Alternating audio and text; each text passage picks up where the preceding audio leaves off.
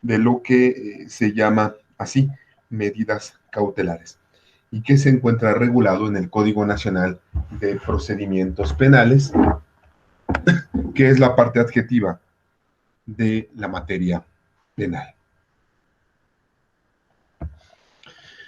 En ese sentido, me permito comenzar con este esquema, con esta afirmación. Resulta que los fines del nuevo sistema acusatorio adversarial son, en lo que tiene que ver con las medidas cautelares, por un lado, reformar la excesiva utilización que se dio durante la existencia, la vigencia del sistema inquisitivo, de lo que se denomina prisión preventiva. Como ustedes podrán recordar, anteriormente se daba la oportunidad, o era el trámite de rutina porque lo establecía la norma, que cuando una persona era considerada responsable de la comisión de un ilícito, presunta responsable, esta persona pues quedaba retenida y muy frecuentemente conducida a los centros de readaptación social para que en prisión preventiva se diera el inicio del proceso con el cual pudiera arribarse a una conclusión final que girara en torno de su inocencia o su responsabilidad, como se dice técnicamente, para obtener una sentencia condenatoria o absolutoria. Como esta circunstancia no cumplía con la observación del principio a favor del hombre, es decir, de considerar su dignidad como algo importante y tenerle como inocente hasta que se demostrara su culpabilidad, es que se dio la discusión para cambiar de sistema. No es la única situación, hay varias, hay otras tantas, pero es por la que se da el inicio de la discusión para tratar de restablecer la dignidad humana, incluso del presunto responsable, que ahora es denominado imputado, y buscar una manera más práctica, evidente y obvia de identificar elementos de inocencia o responsabilidad para conducirlo finalmente, en caso de que sea necesario, a cumplir una pena y sin necesidad de que estuviera acumulando tiempo en la prisión preventiva. Ahora bien, eso es por un lado. Y como ustedes pueden observar, por otro lado, se procuró mejorar, transparentar y agilizar la designación de las medidas cautelares. En el Código Nacional de Procedimientos Penales, decía yo, aparece en la fracción 14ª del precepto 155 la prisión preventiva. Pero esa prisión preventiva, que materialmente puede percibirse en esa última fracción, también hoy en día es la última opción que va a tomar el juzgador a petición del Ministerio Público para garantizar la seguridad de la víctima o el ofendido, para garantizar la seguridad social por la cual actúa el representante de este ente, y por supuesto también para evitar que el imputado pueda retirarse del lugar o de la zona sin tener conocimiento del procedimiento y de la resolución final. Entonces, han aparecido reglas para llegar finalmente a la medida cautelar llamada prisión preventiva. Disculpen, que son tendientes decía, a defender el derecho o los derechos del imputado. Ahora bien, a la pregunta, ¿qué son las medidas cautelares en el sistema de justicia penal? Vamos a encontrar nosotros, la respuesta. En el artículo 153 del Código Nacional de Procedimientos Penales, el cual se encuentra aquí esquematizado. ¿Qué es lo que aparece en nuestra ley adjetiva? Pues tenemos el capítulo cuarto, que se refiere precisamente a medidas cautelares, en la sección primera, que son las disposiciones generales. Y ahí está el artículo mencionado, que se refiere a las reglas generales.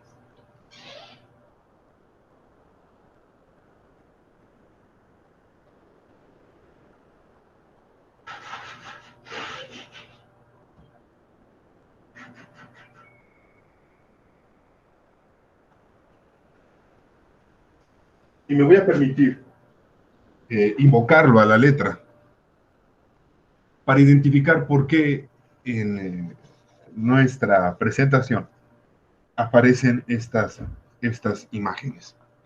Dice el 153, reglas generales de las medidas cautelares. Las medidas cautelares serán impuestas mediante resolución judicial. Y ahí tenemos un primer elemento de esta definición. Las medidas cautelares, entonces, no van a poder ser interpuestas directamente por el agente del Ministerio Público. Tal vez esta instancia, que es una de las partes del proceso, tenga participación, tenga injerencia, pero no definitivamente para decretar que son aplicables o no las medidas cautelares. Eso es lo que establece el primer renglón. Hace falta que el órgano jurisdiccional conozca de la necesidad de la implementación y entonces en un momento dado pueda avalar que estas medidas o alguna de las medidas, porque también pueden darse en conjunto, se implemente. Continúa el precepto, por el tiempo indispensable para asegurar la presencia del imputado en el procedimiento. Ahora, por lo que establece esta parte del precepto, entran en juego otras cuestiones, ¿no? Sabemos de entrada que un procedimiento tiene un tiempo límite de duración. Precisamente el cambio de sistema es para evitar que los procedimientos se extiendan a lo largo de mucho tiempo y a veces sea más tiempo el que tarda en concluir que el tiempo que duraba la sentencia más elevada que podía otorgarse. Entonces, por eso se habla de que estas medidas nada más podrán estar vigentes una vez que sean resueltas por el juez durante el tiempo que asegure la presencia del imputado en el procedimiento. Por ejemplo, si el procedimiento no puede durar más de 2 años por disposición expresa, pues hasta ese tiempo podrán durar las medidas. Saliendo de ese rango, evidentemente tendrán que quedar sin aplicación. Y es que se implementan porque como lo hemos identificado, tal cual aparece en el código, pudiera haber alguna duda de que el imputado se mantenga al pendiente del desahogo de las etapas procedimentales legales que corresponden por la conducta que se le imputa. Ahora bien, continúa este precepto. Garantizar la seguridad de la víctima u ofendido o del testigo. Otro aspecto más que se agrega, y que cuando dice el código garantizar la seguridad jurídica, se refiere a lograr dice garantizar la seguridad, perdón, se refiere a lograr que haya certeza, tranquilidad por parte de la víctima, del ofendido, de algún testigo, en virtud de que aquel tiene una limitación ya establecida por un juez. Cuando digo aquel me refiero a quien es señalado como el responsable de la conducta ilícita, que va a evitar, y así ya lo dice a la letra el código, la obstaculización del procedimiento. Entonces, a manera de que no se vea afectado el desahogo de cada una de las etapas del procedimiento por la ausencia de quien es procesado, se busca que con las medidas cautelares o algunas de ellas se mantenga al tanto de lo que ocurre respecto de su situación legal y que por supuesto tenga que presentarse a las diligencias en que corresponda que esté ahí. Enseguida, el 153 dice, corresponderá a las autoridades competentes de la Federación y de las entidades federativas, para medidas cautelares, vigilar que el mandato de la autoridad judicial sea debidamente cumplido. Entonces, está dejando ya a la responsabilidad de las instancias operativas, regularmente de carácter administrativo, que tienen que vigilar la implementación y el cumplimiento de estas medidas cautelares, que cumplan con la responsabilidad que la norma les ha establecido, les ha impuesto, para evitar que entonces, por el objeto que tienen las medidas cautelares, el imputado se pueda sustraer de la acción de la justicia. En ese sentido, pues evidentemente hay disposición a nivel federal y también hay disposición a nivel de cada entidad, en virtud de la integración que nosotros sabemos que tienen los estados federados como el nuestro, en que cada una de las entidades es libre y soberana y por lo tanto cuenta con sus propios cuerpos gubernamentales y por supuesto con su aparato administrativo, el cual tendrá injerencia en la implementación y vigilancia de las medidas cautelares, decía yo, que se decreten.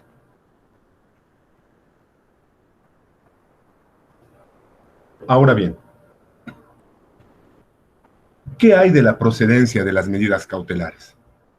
¿Qué es lo que nosotros podemos identificar en torno a la solicitud e implementación de estas medidas? Pues bien, de entrada, podemos acudir, como lo observan ustedes en el esquema, al artículo 154 del Código Nacional de Procedimientos Penales, el cual a la letra establece que el juez, y esto lo van a ver ustedes reflejado en estas imágenes que he preparado, podrá imponer medidas cautelares a petición del Ministerio Público o de la víctima u ofendido. ¿Qué es lo que tenemos acá? ¿Qué es lo que señala nuestra ley adjetiva? Que efectivamente ese representante del Poder Judicial a quien se le ha conferido la responsabilidad de definir si tendrían que aplicarse o no medidas cautelares, no podrá hacerlo por mutuo propio. Al menos esto es lo que se alcanza a percibir hasta este momento en la interpretación del precepto. Tendrá que mediar, para que se decreten las medidas, la intervención de la autoridad administrativa. Esa autoridad administrativa que ayuda al Ejecutivo a vigilar que las leyes se cumplan, las leyes en materia penal, y que nosotros conocemos como Ministerio Público. Al ser representante social, es decir, la figura que se preocupa por proteger al conglomerado social respecto de conductas disociales, como son los delitos, tendrá que velar por el respaldo a este conglomerado humano y en caso de que lo observe necesario, pedirle al órgano jurisdiccional que se impongan medidas.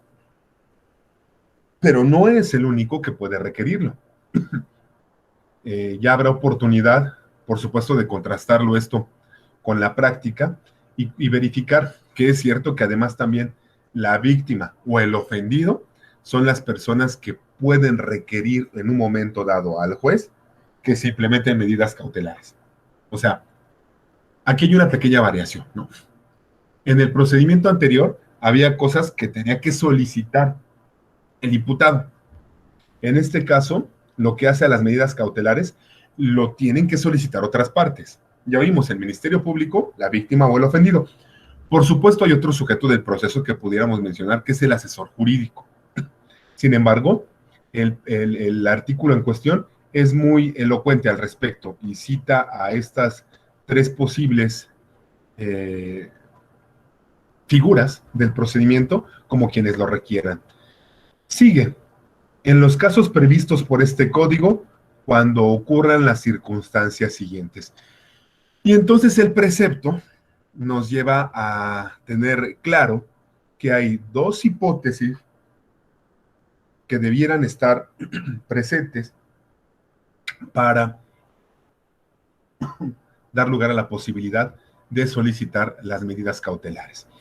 Y está la fracción primera, que dice, formulada la imputación, el propio imputado se acoja al término constitucional ya sea este de una duración de 72 horas o de 144, según sea el caso.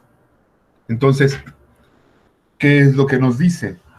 Justo lo que ustedes están observando, ¿no?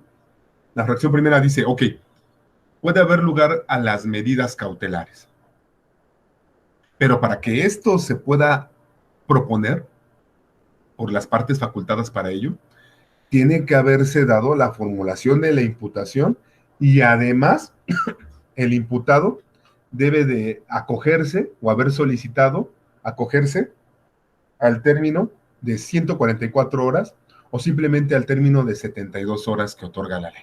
Entonces, ahí está la primera condición.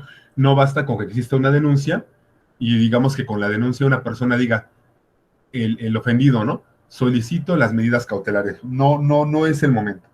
Ese no es el momento.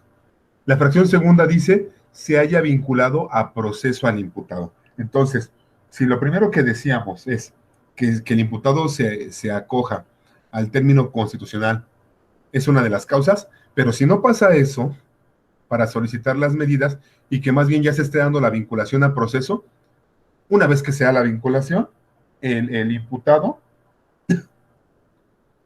podrá someterse a medidas cautelares porque las figuras que hemos mencionado, que son la autoridad administrativa persecutora o investigadora, mejor dicho, la víctima, el asesor jurídico o el ofendido hayan solicitado la medida o las medidas cautelares aplicables para las características concretas del hecho que se está estudiando. Ahora bien, en caso de que el Ministerio Público, continúa la norma, solicite la prisión preventiva durante el plazo constitucional, dicha cuestión deberá resolverse antes del dictado del auto de vinculación a proceso.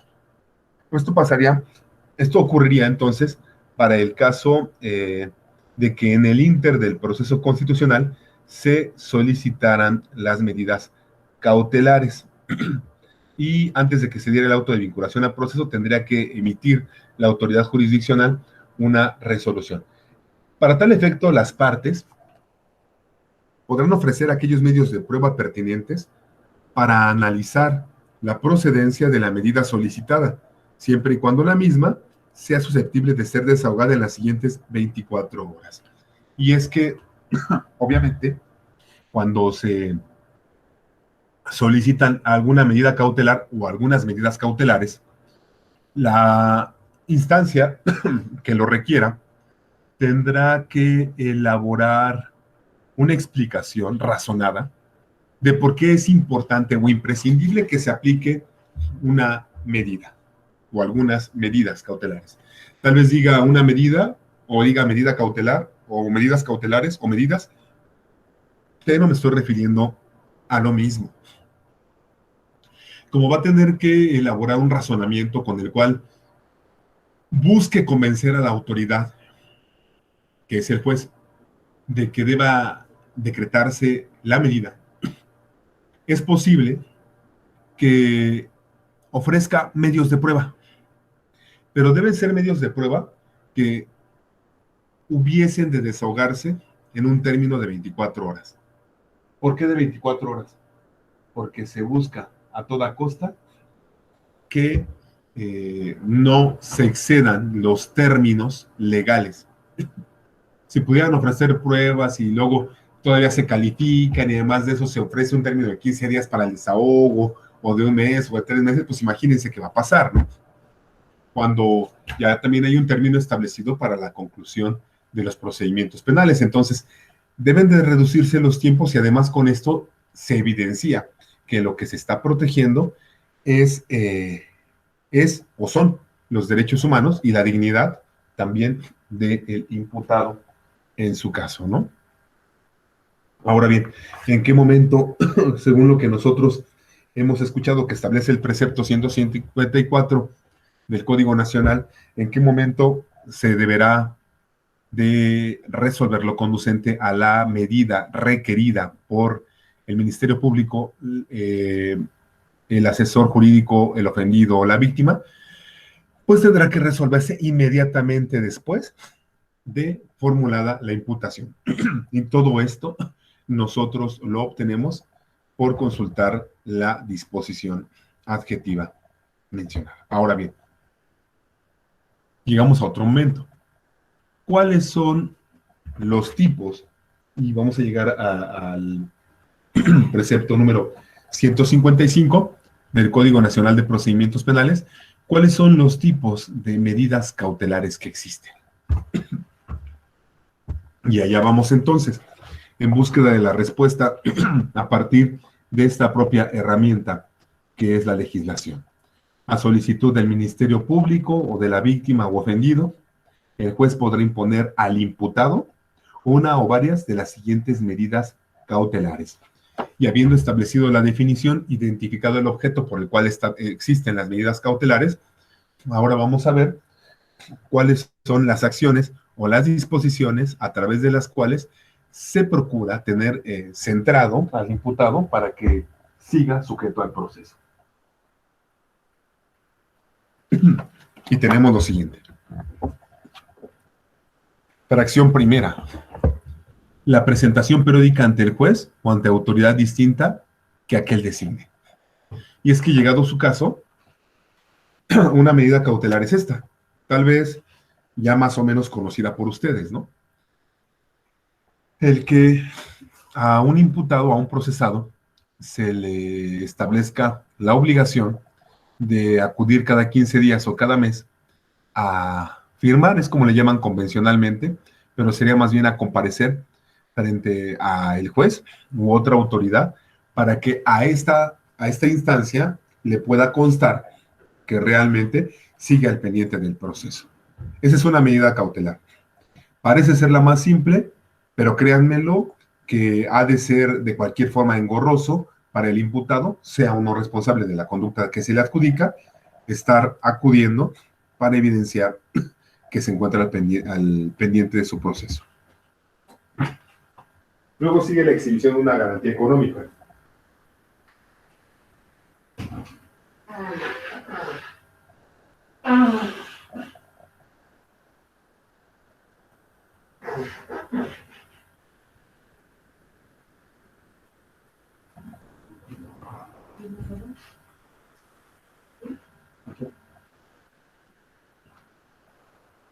Y estábamos entonces en la exhibición de una garantía económica, que implica colocar como respaldo cierta cantidad de que vamos a tener cumplimiento como imputados en la atención y seguimiento al procedimiento.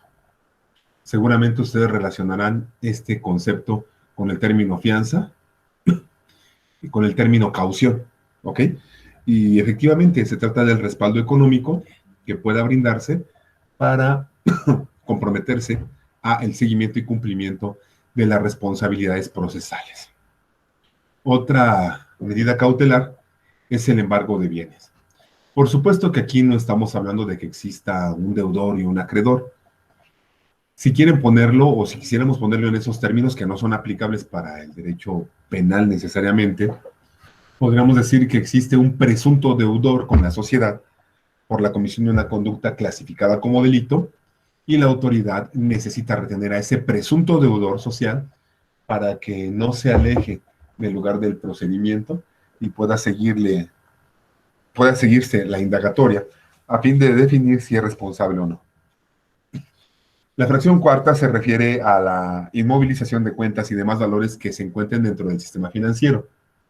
Ustedes en los medios de comunicación de repente escuchan que se han incautado las cuentas, ¿no? No es necesariamente lo mismo, pero pues es la expresión con la que allá aparece y hace alusión a que se cierre la posibilidad de que una persona disponga del dinero que aparece en sus cuentas bancarias o de algún otro valor en el sistema monetario nacional, en el sistema financiero, como para hacer empleo de los mismos para sustraerse de la acción de la justicia. Entonces, se pueden inmovilizar las cuentas.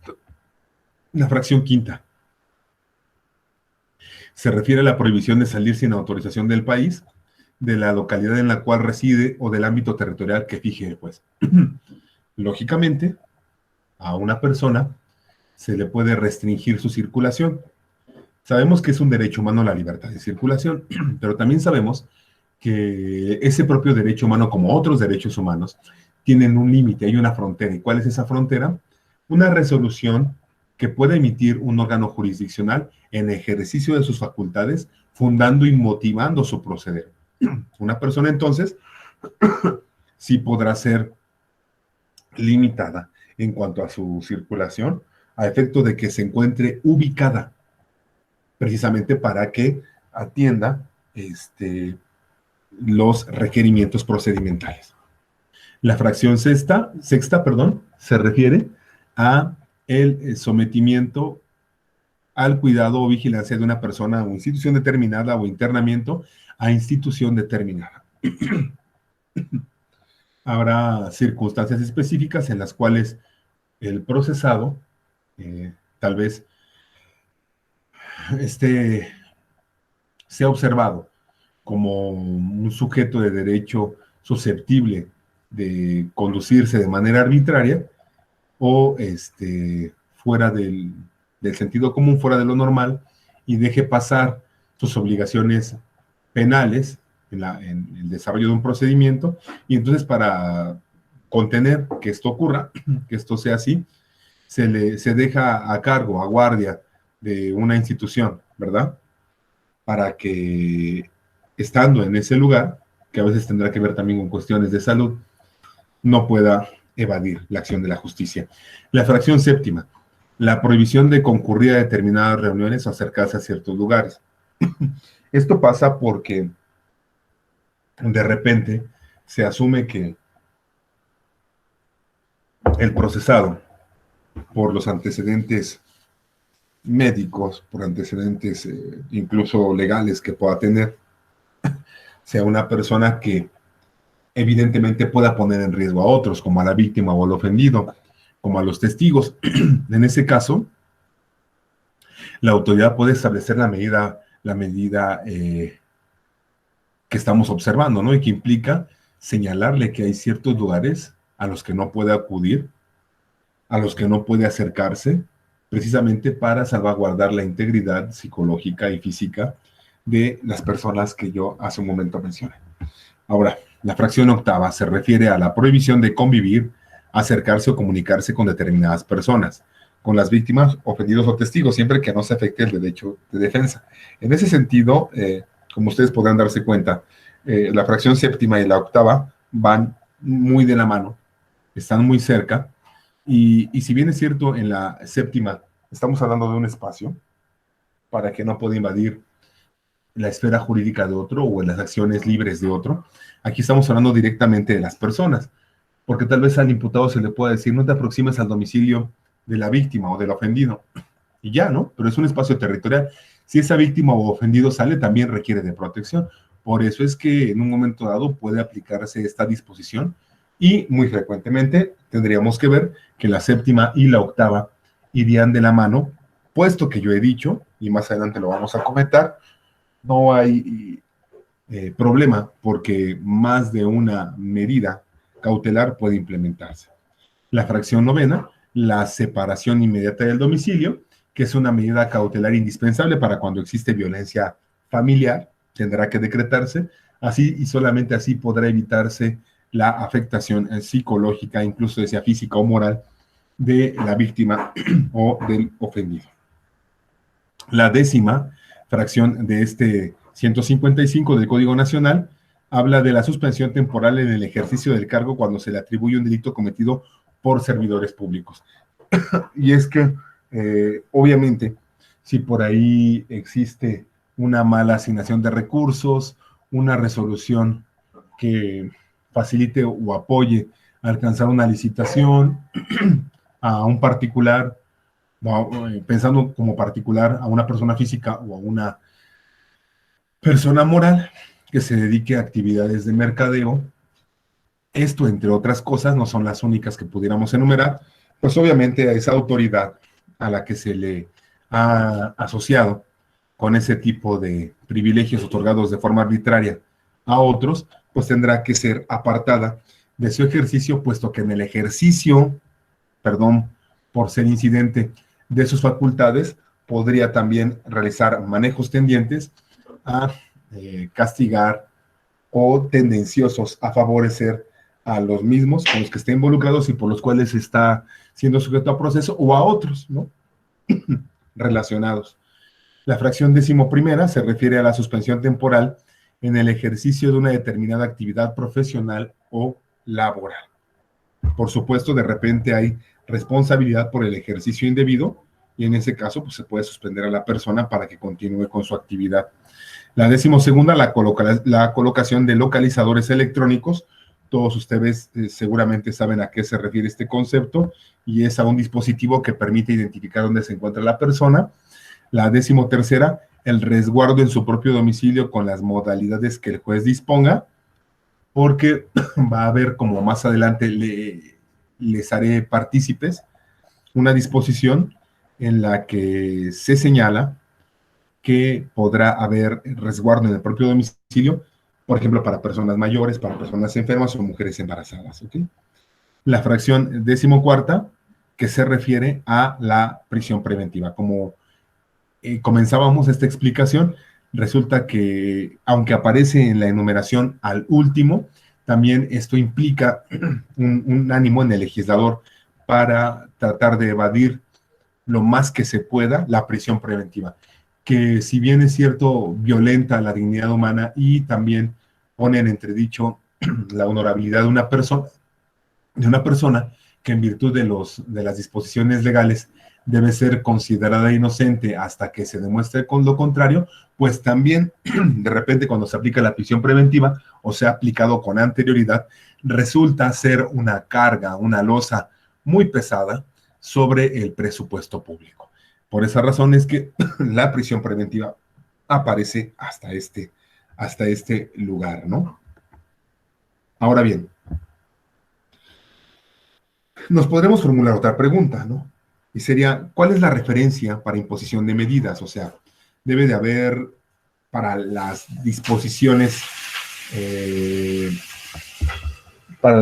cautelares, debe de haber también una medida, ¿no? Y ahí es que encontramos entonces el artículo 156 de nuestro Código Nacional de Procedimientos Penales, que da lugar a este esquema. Ahí tenemos a las medidas cautelares al centro y en torno a los aspectos que deben considerarse para establecer una o algunas medidas. El 156 a la letra dice que el juez de control, al imponer una o varias de las medidas cautelares previstas en este código, deberá tomar en consideración los argumentos que las partes ofrezcan o la justificación que el Ministerio Público realice, aplicando el criterio de mínima intervención según las circunstancias particulares de cada persona, en términos de lo dispuesto en el artículo 19 de la Constitución. Por supuesto, el precepto no termina ahí, sin embargo, quiero hacer una pausa para identificar cuáles son las regulaciones que establece este primer párrafo. Una es que efectivamente, como lo hemos estado mencionando, es el juez de control quien determina si hay una o varias medidas cautelares aplicables sobre el imputado. Ahora, ¿de qué dependerá que establezca una o varias medidas? Bueno, primero, de que el Ministerio Público realice una exposición que muestre de manera convincente las causas por las cuales debe haber medidas cautelares sobre el imputado. O sea, si no es el Ministerio Público y si es la víctima o el ofendido, que es a lo que me refiero cuando menciono aquí en este esquema a las partes, son las partes nada más a las que les corresponde hablar de ello. También, por supuesto, el imputado, ¿verdad? A través de su abogado podrá argumentar en contra, pero los argumentos deben ser tendientes a evidenciar que hace o no hace falta la aplicación de medidas cautelares. Entonces, es por las partes, en su caso por el Ministerio Público, pero es el juez de control el que determina. Ellos argumentan, ellos solicitan, en el caso de la víctima o el ofendido o el Ministerio Público, y explicarán al juez de control por qué es procedente. Él tendrá que valorarlo, obviamente, según las circunstancias concretas que envuelven el asunto, y entonces, al hacerlo de forma objetiva, decir si proceden o no proceden. Ahora bien, para determinar, continúa el precepto, la idoneidad y proporcionalidad de la medida, se podrá tomar en consideración el análisis de evaluación de riesgo realizado por personal especializado en la materia de manera objetiva, imparcial y neutral en términos de la legislación aplicable. Y es que, evidentemente, ante esos argumentos que puedan realizar las partes de cargo o de descargo en relación de las medidas que se están requiriendo o la medida que se requiere al juez de control, debe existir una valoración por parte de los expertos. O sea, estamos hablando de una instancia que tendrá que emitir un dictamen mediante el cual podrá afirmar o negar que es necesario o que no es necesario, por eso decía afirmar o negar, la implementación de las medidas cautelares. Ahora, continúa a nuestra disposición. En la resolución respectiva, el juez de control deberá justificar las razones por las que la medida cautelar impuesta es la que resulta menos lesiva para el imputado. Porque sí, aunque no todavía muchos de nosotros, muchos de ustedes se encuentren familiarizados con el procedimiento y con las medidas cautelares, la verdad es que siempre deberán ser las tendientes a afectar menos al imputado. Recordemos que el imputado, que el procesado no es sentenciado.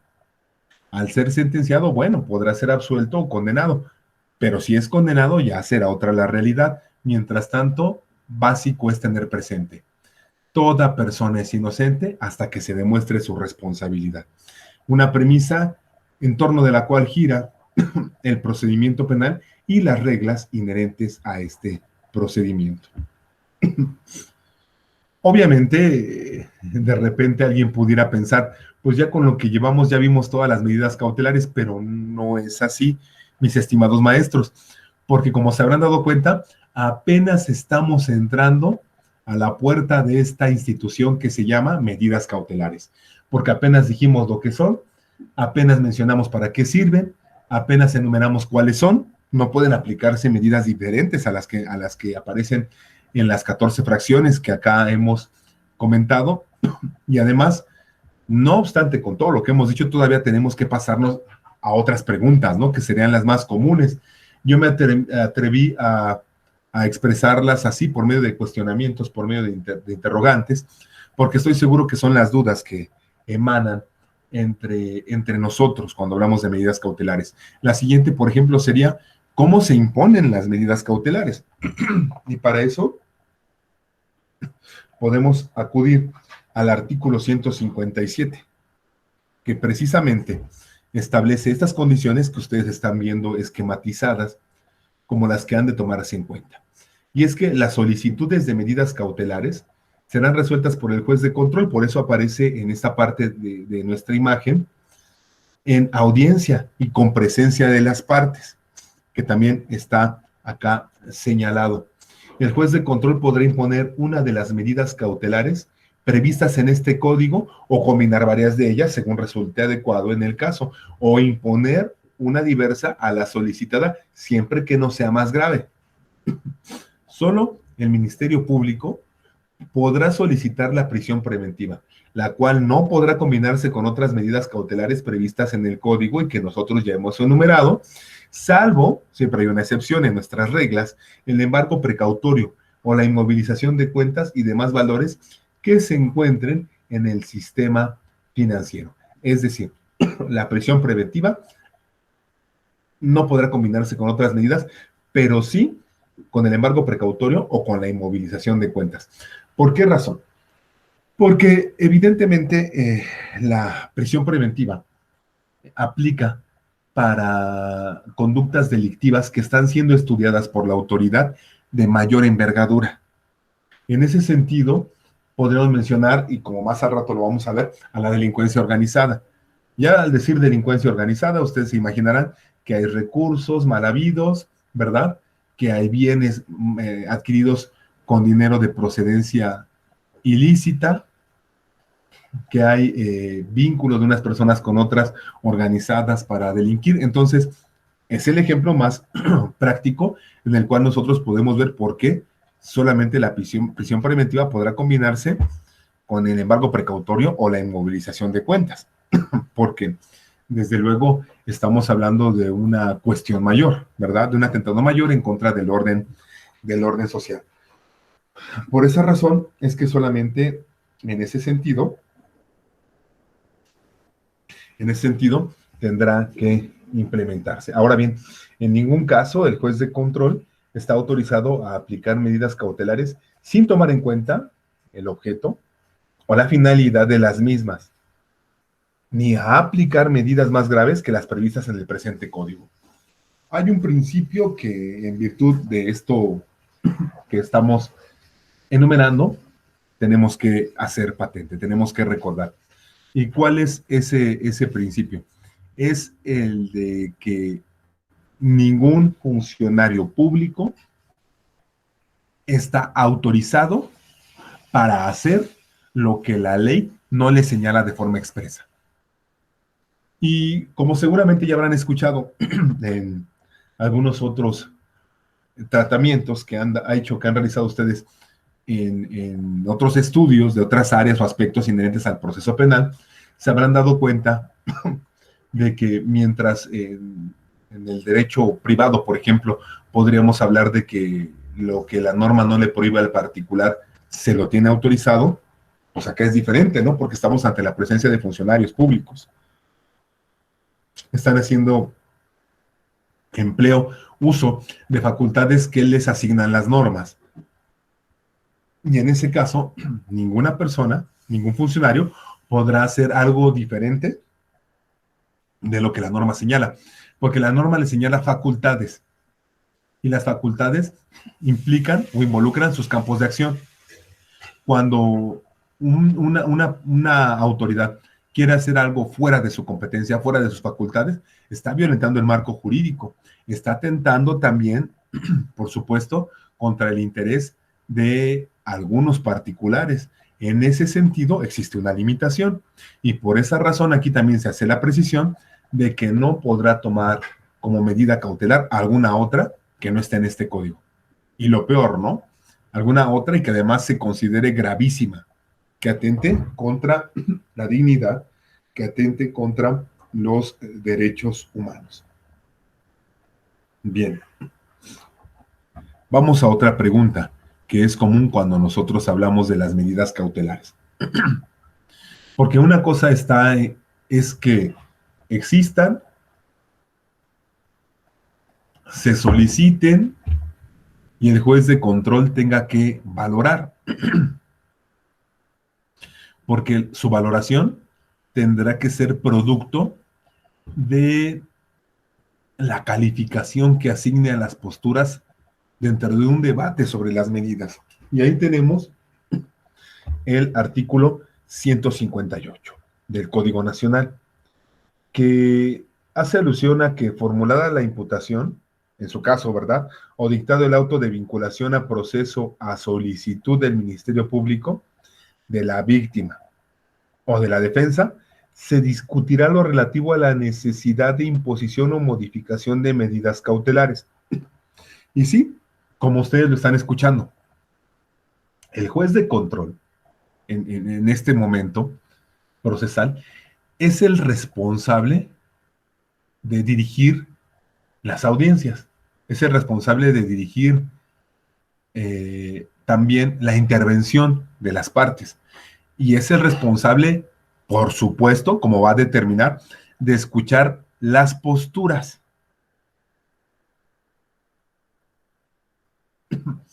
Ya habíamos dicho con anterioridad que formulada la imputación o dictado el auto de vinculación a proceso, se pueden solicitar las medidas cautelares y entonces el Ministerio Público, la víctima, en su caso el ofendido, por supuesto, y la defensa, que es quien tiene que sacar a flote al imputado, podrán establecer sus posturas.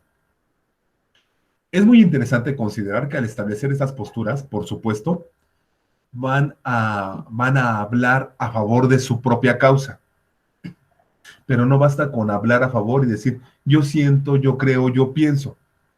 Tendrán que estructurar verdaderos argumentos que puedan sostener su visión.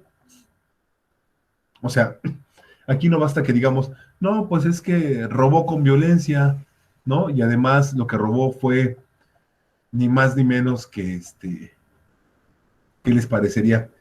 Que en las oficinas de la Secretaría de Hacienda, ¿no? O en el sistema, el servicio de administración tributaria, o sea, pero no es peligroso porque nunca lo ha hecho. No, no es cuestión de creencia, o sea, no es porque yo lo diga ahorita que sí o no aplicar en este caso concreto la medida cautelar. No es porque uno diga, pues es peligroso porque fue en Hacienda, fue el propio gobierno. No es poco peligroso porque alguien diga, es un único robo, no. Tenemos que echar un vistazo a las condiciones legales que presuponen la determinación y a los hechos concretos, a las cuestiones de facto, ¿no?, que rodean la situación, para que le podamos expresar al juez nuestros razonamientos y que a partir de estos razonamientos, el conocimiento previo del juez, la identificación de los hechos de los cuales hay medios de prueba, pueda determinar, ¿verdad? Puede determinar si hay lugar a alguna medida cautelar o no. Ahora, muy interesante es considerar que el Ministerio Público, la víctima, el ofendido, pueden solicitar una medida cautelar concreta, pero tampoco se trata de que sea la feria de las peticiones, ¿no? No estamos hablando de que se trate de una reunión donde están regalando medidas cautelares, o sea, por eso hay que armar razonamientos. Y solamente a partir de ellos, bien sólidos con la norma que sea aplicable, con los hechos, decía, que son evidentes, solicitar en todo caso que alguna medida se aplique, que alguna medida se implemente. En ese sentido, es que queda la disposición o el debate respecto de las medidas. Pero hay más información que agregar. Considerando que hayan rescatado lo más valioso de esta imagen, me permito formular la siguiente pregunta. Porque va a haber una resolución después del debate.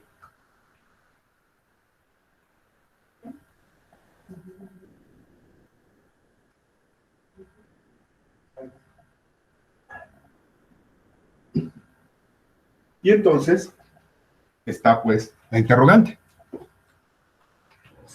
Como ustedes saben, en virtud de lo que disponen algunos artículos constitucionales como el 16, las resoluciones correspondientes deben tener ciertos requisitos. En este caso, la que otorgue o deseche la petición de medidas cautelares. Y en este caso tenemos el esquema que nos hace gráfico todo. ¿Qué es lo que impone? ¿Qué es lo que impone? La resolución que establezca una medida cautelar deberá contener al menos lo siguiente. Y están tres fracciones en el artículo 159. La fracción primera, la imposición de la medida cautelar y la justificación que motivó el establecimiento de la misma. Esto es señalar en concreto qué medida cautelar se está otorgando y comentar o decir, explicar justificadamente qué motivo se tiene para otorgar esa medida cautelar. La fracción segunda habla de los lineamientos para la aplicación de la medida. ¿Qué quiere decir esto? La manera en que tendrá que llevarse a cabo la ejecución de la medida. O sea, no basta con que el juez diga, se va a aplicar esta medida cautelar por esta razón. También tiene que decir, y la manera en que tendrá que observarse esta disposición, este decreto que estoy emitiendo, es la siguiente.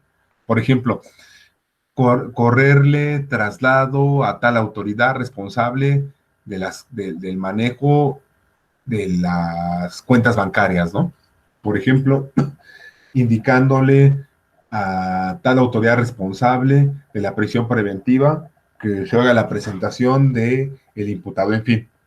Y la fracción tercera dice la vigencia de la medida. Es decir, llegamos al momento en que también el documento tendrá evidentemente que establecer cuánto es el tiempo que durará la implementación de la medida o las medidas cautelares. Sin embargo, el hecho de que se aplique una o varias medidas cautelares no es lo único, no es lo último, no es todo lo que se va a hacer. Y en ese sentido, es que he planteado esta pregunta, que yo sé que ustedes también se estarían formulando, ¿verdad? Ya hay una o varias medidas cautelares. ¿Y qué pasó? ¿Ya se implementan o acaso pueden impugnarse? En tal virtud, tenemos nosotros lo que establece el artículo 160 del Código Nacional de Procedimientos Penales, según el cual todas las decisiones judiciales relativas a las medidas cautelares son apelables. Entonces, las medidas cautelares sí tienen un medio de impugnación en contra. ¿Cómo se le llama a ese medio de impugnación? Apelación.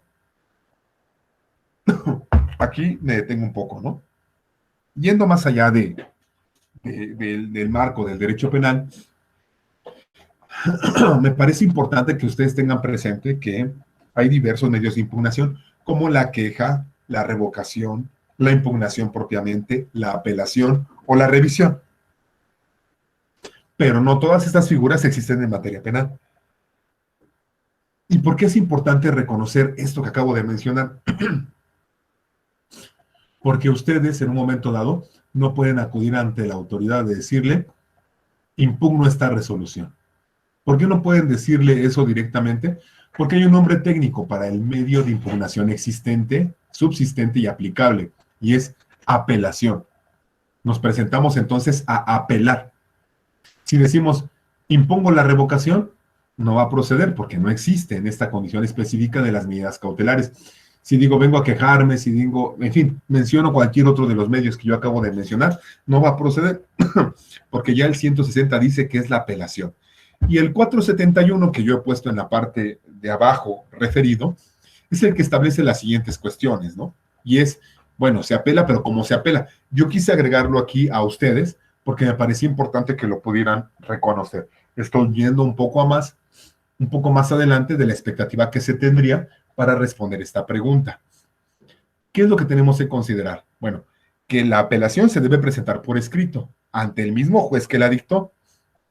¿Cuánto tiempo tenemos nosotros para apelar la resolución? 3 días, que se cuentan a partir de que surte efectos la notificación. Entonces, nos notifican ahora, hoy en audiencia, que se aplican X y Y medida cautelar al imputado, que es nuestro defendido, ¿ok? Nosotros somos quienes estamos, para los que son abogados, imagínense esta condición, estamos representándolo, asistiéndolo, entonces nos notifican, decía hoy, pero voy a decir el lunes mejor, para que sea muy evidente. Nos notifican el lunes y entonces resulta que mañana inicia a contarse este plazo. Sería, nos notifica el lunes, martes, miércoles y hasta el jueves tenemos para poder apelar, porque empieza a surtir efectos al día siguiente. ¿Qué más se hace? El escrito debe señalar el domicilio o autorizar el medio para ser notificado y agregarse los agravios. ¿Qué hay del domicilio?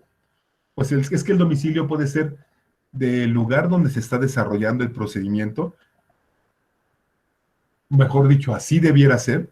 En un momento dado podríamos pedir que se nos notifique en las mismas instalaciones del juzgado, pero de forma bien sabida tendría que ser un domicilio en ese espacio territorial donde haya competencia por territorio.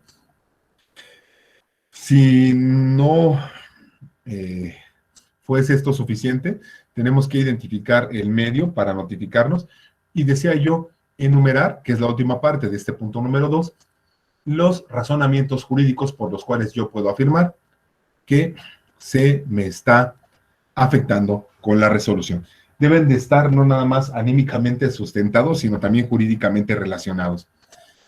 Y en tercer lugar, se deben anexar una copia para el registro y una para cada una de las otras partes que intervengan en proceso. De forma breve, que no es el objeto, ¿verdad? Necesariamente de esta asignatura, pero de forma breve ya hice alusión a este medio de impugnación, sobre todo porque la pregunta era cómo pueden impugnarse las medidas cautelares. Se da vista a las partes por 3 días y manifiestan lo que a su derecho corresponda, para que en su caso el propio juez que ha emitido la resolución pueda brindar traslado de toda esta documentación junto con su explicación respecto de las medidas y por qué las dictó a el Tribunal Superior. Bien. Hay otra situación. Las medidas que se han establecido, las medidas cautelares establecidas, se pueden revisar, son susceptibles de análisis. ¿Cuál es el propósito de ese análisis? Pues evidente puede ser que se revoquen, se sustituyan o se modifiquen las medidas. Y para eso podemos acudir, a los preceptos del 161 al 163, los cuales, si ustedes me permiten, he de afirmarles, se encuentran aquí muy claramente esquematizados.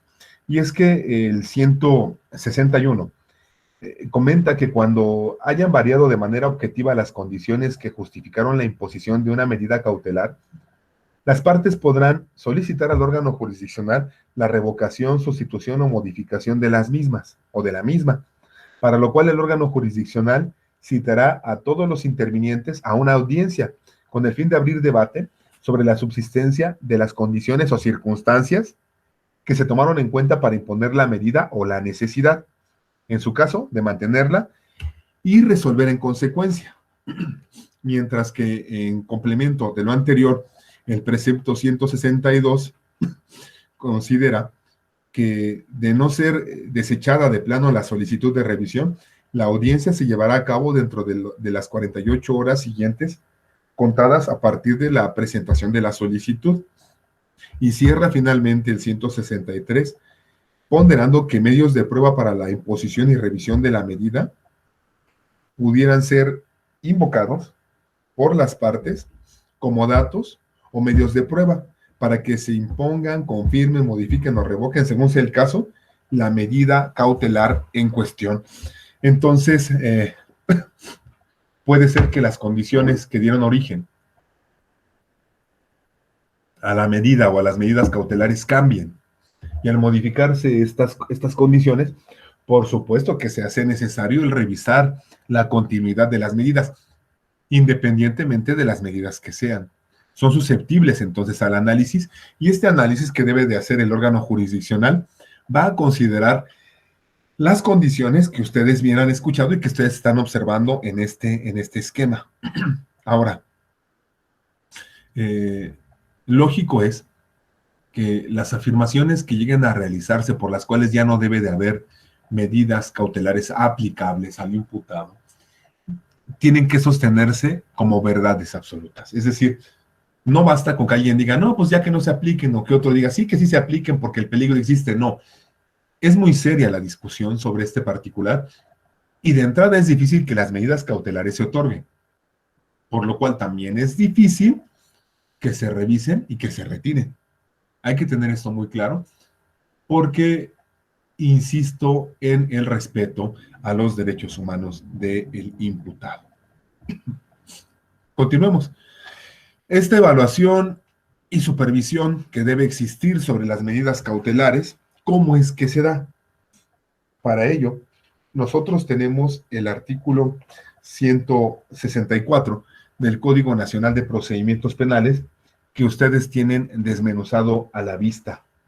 La evaluación y supervisión de medidas cautelares distintas a la prisión preventiva corresponderá a la autoridad de supervisión de medidas cautelares y de la suspensión condicional del proceso, que se regirá por los principios de neutralidad, objetividad, imparcialidad y confidencialidad. La información que se recabe con motivo de la evaluación de riesgo no puede ser usada para la investigación del delito y no podrá ser proporcionada al Ministerio Público. Lo anterior, salvo que se trate de un delito que está en curso o sea inminente su comisión y peligre la integridad personal o la vida de una persona. El entrevistador quedará relevado del deber de confidencialidad y podrá darlo a conocer a los agentes encargados de la persecución penal. Para decidir sobre la necesidad de la imposición o revisión de las medidas cautelares, la autoridad de supervisión de dichas medidas y de la suspensión condicional del proceso proporcionará a las partes la información necesaria para ello, de modo que puedan hacer la solicitud correspondiente al órgano jurisdiccional. Para tal efecto, la autoridad de supervisión de medidas cautelares y de la suspensión condicional del proceso tendrá acceso a los sistemas y bases de datos del Sistema Nacional de Información y demás de carácter público, y contará con una base de datos para dar seguimiento al cumplimiento de las medidas cautelares distintas a la prisión preventiva.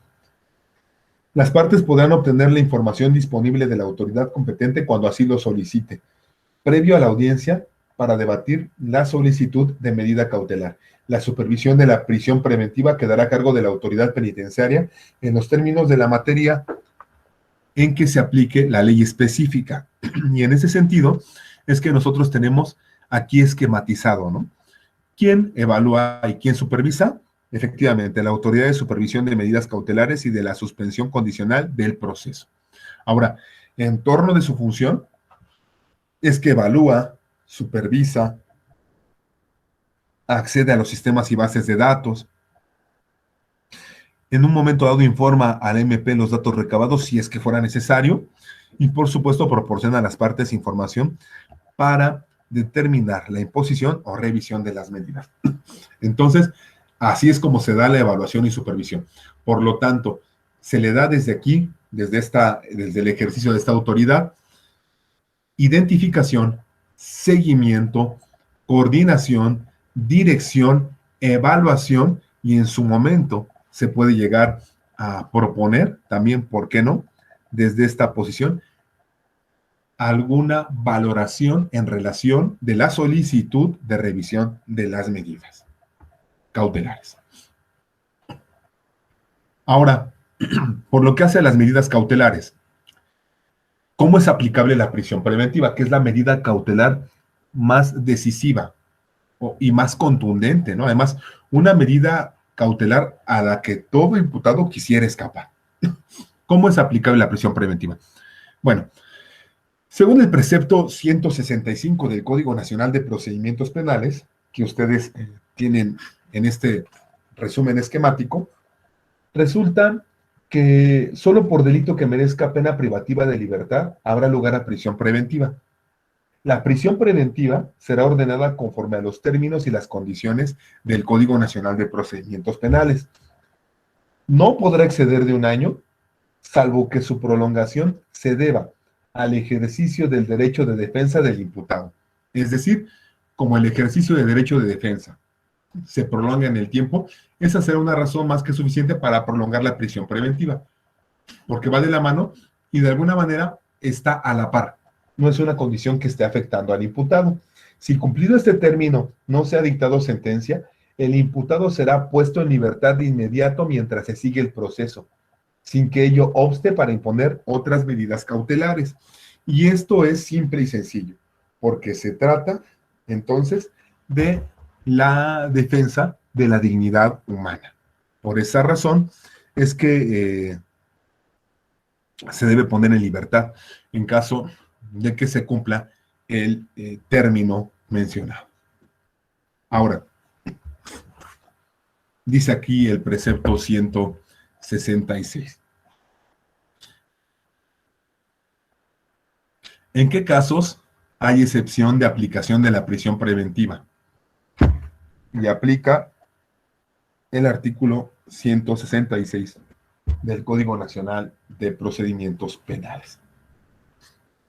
En el caso de que el imputado sea una persona mayor de 70 años de edad o afectada por una enfermedad grave o terminal, como ustedes pueden observar, el órgano jurisdiccional podrá ordenar que la prisión preventiva se ejecute en el domicilio de la persona imputada, o de ser el caso, en un centro médico o geriátrico, bajo las medidas cautelares que procedan. De igual forma, procederá lo previsto en el párrafo anterior, cuando se trate de mujeres embarazadas o de madres durante la lactancia, como ustedes también pueden estar visualizando ya en este cuadro, en este esquema. Y además, no gozarán de la prerrogativa prevista en los dos párrafos anteriores, es decir, ni una persona mayor ni una persona embarazada, quienes a criterio del juez de control puedan sustraerse de la acción de la justicia o manifiesten una conducta que haga presumible su riesgo social. Por lo tanto, hay una exclusión o una excepción a la aplicación de la prisión preventiva. Pero esa exclusión de la prisión preventiva aplica solo a estos casos, siempre y cuando no se presuma o no presuma el órgano jurisdiccional que alguno de estos sujetos, que alguna de estas personas pueda sustraerse de la acción de la justicia. Si no, en todo caso, podrá ser aislado en su domicilio, en centro médico o geriátrico, según las necesidades, por las características de los sujetos que estamos mencionando. Y, por otro lado, ¿cuáles son las causas de procedencia de la prisión preventiva o resguardo domiciliario? ¿Cuáles son las causas? Y aparecen en el 167 del Código Nacional de Procedimientos Penales. Podemos destacar que si no hay alguna otra medida que sea basta para garantizar que alguna de estas 6 condiciones se dé, tendrá que darse la prisión preventiva. O sea, si no hay garantía de la comparecencia del imputado en juicio, si no hay garantía del desarrollo de la investigación, si no hay garantía de la protección de la víctima, si no hay garantía de la protección de los testigos, de la protección de la comunidad, o si el orden es afectado porque el imputado esté siendo procesado o ha sido sentenciado previamente, si no se puede garantizar de otra forma, tendrá que haber prisión preventiva. Es decir, si alguna otra medida cautelar no puede garantizar estas condiciones, la medida cautelar llamada prisión preventiva tendrá que otorgarse. Ahora, en cuanto a la prisión preventiva, también hay circunstancias específicas en las cuales tendrá que darse de forma oficiosa. Naturalmente, cuando se trate de delito de delincuencia organizada, que además es un delito federal, cuando esté de por medio el estudio de un homicidio doloso, de violación, que es un delito sexual, de secuestro, que es un delito en contra de la libertad, de la trata de personas, que es contra el libre desarrollo también y la libertad de las personas, por delitos cometidos con medios violentos y por delitos graves que determine la ley. En un momento más vamos a pasar a esos delitos graves que determina la ley y es en lo que ustedes me van a ayudar, porque los otros que están aquí mencionados son de fácil comprensión, están ahí muy evidentes, pero ¿cuáles delitos son graves, no? En la ley que darían lugar a la prisión preventiva. Se consideran delitos que ameritan prisión preventiva oficiosa los previstos en el Código Penal Federal. ¿Y cuáles son? Aquí es la parte en la que ustedes nos van a ayudar, van a contribuir a que identifiquemos cuáles son las condiciones en las que hay delitos susceptibles de ser considerados como susceptibles de la medida cautelar llamada prisión preventiva. Esto que ustedes están observando en pantalla es un catálogo de 11 fracciones que aparece en la segunda parte del artículo 167 del Código Nacional de Procedimientos Penales. Y efectivamente, perdón, del Código Penal Federal, disculpen, del Código Penal Federal. Y efectivamente se refieren a conductas delictivas que están señaladas como susceptibles de que al imputado se le imponga la prisión preventiva oficiosa. Esto es, a iniciativa del juez, por cumplir con la norma.